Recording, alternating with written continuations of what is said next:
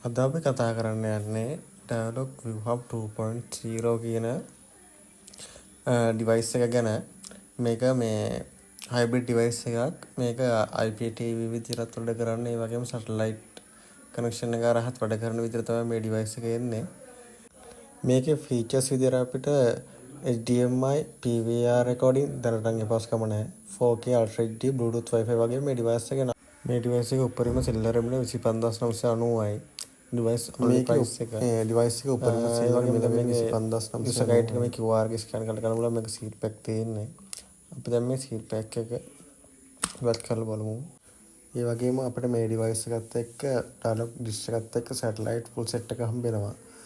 Cable රෝලක්, LNB එක සහ dish එක බැකට් සමග ඒත් එක්කම ඩයලොග් රවුටර් එකක් හම්බ වෙනවා. ඒක පෝස්ට්පේඩ් 0 රෙන්ටල් එකක් දෙන්නේ. මේක කැචප් TV බලන්න පුළුවන් නිසා බොක්ස් එක ඇතුළේ අපිට ඩිවයිස් එක බලා ගන්න පුළුවන්.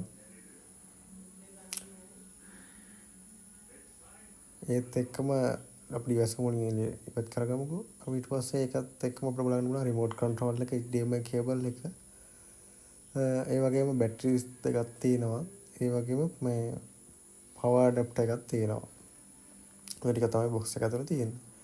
එතකොට මේකත් එක්ක අර මම ඉස්සෙල්ලා කිව්වා වගේ මේකත් එක්ක දෙන්න දැනලා නම් රිෆබ්ලිෂ් P25 රවුටර් එක තමයි දුන්නේ. කලින් නම් S10 රවුටර් එක. ඒ වගේම ක්ලබ් විෂන් මෙම්බර් කෙනෙක් නම් අවුට්ඩෝර් යුනිට් එක වගේ දුන්නා. දැන් බලමු අපි මේ අපේ ඩිකෝඩර් එකේ තියෙන පහසුකම් ටික අර කලින් කිව්ව විදිහට මේ ඉස්සරහ සඳහන් කරලා තියෙනවා. ඒ වගේම මේක පිටිපස්සේ තියෙන අපි බටන් and ports ගැන බලමු. මේක කිසිම බටන් එකක් නැහැ. මේ තියෙන සැටලයිට් කේබල් එක සවි කරන සැටලයිට් පෝට් එක. ඒ වගේම ඊට එහා තියෙනවා රවුටර් සම්බන්ධ කරන LAN පෝට් එක. ඊළඟ HDMI කේබල් එක සවි කරන පෝට් එක සහ T-Flash කාඩ් එක සහ AV output එක සහ USB output දෙක සමග power output එක මේක තියෙනවා. ඒ වගේම මට විශේෂයෙන් කියන්න අවශ්‍යයි මේක Wi-Fi හරහා කනෙක්ට් කරන්න පුළුවන්. ඒ වගේම අර තිබුණ USB port දෙක හරහා අපිට pen එකක් ගහලා මේකේ VLC media player වගේ එකක් මේ Play Store එකේ download කරලා අපිට films, video, photos වගේ දේවල් බලන්නත් පුළුවන්. ඒ වගේම අර AV කියලා තිබුණ එක අපි අර පරණ TV වලට එන AV output එකක් විදියටත් දෙන්න පුළුවන් විදියට මේක හදලා තියෙනවා. ඒ කියන්නේ all in one decoder එකක් මේක. මේක සඳහා අනිවාර්යයෙන්ම හොඳ බ්‍රෝඩ්බෑන්ඩ් සම්බන්ධතාවයක් තියෙනවා නම් අවම වශයෙන්ම මම නම් හිතන්නේ 8 Mbps වත් තියෙන්න ඕනේ සාමාන්‍ය ඩවුන්ලෝඩ් ස්පීඩ් එක. ඒ වගේම මේකෙන් දවස් 3ක් පිටිපස්සට රිවයින්ඩ් TV බලන්න පුළුවන් අපිට කැචප් TV. දැන් අලුත් අප්ඩේට් එකත් එක්ක ඒක ගොඩක් යුසර් ෆ්‍රෙන්ඩ්ලි වෙලා තියෙන්නේ. ඒ වගේම මේක Play Store පහසුකමක් තියෙනවා.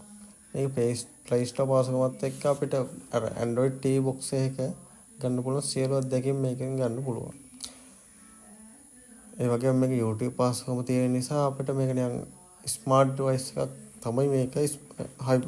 ඩයලොග් සැටලයිට් එකත් එක්ක TV බලනවා වගේම කියන්නේ මේ අනිත් කටයුතු වලට මේක යොදා ගන්න පුළුවන්. ඒ ගැටලු මොනවා හරි තියෙනවා නම් කමෙන්ට් සෙක්ෂන් එකේ දාන්න.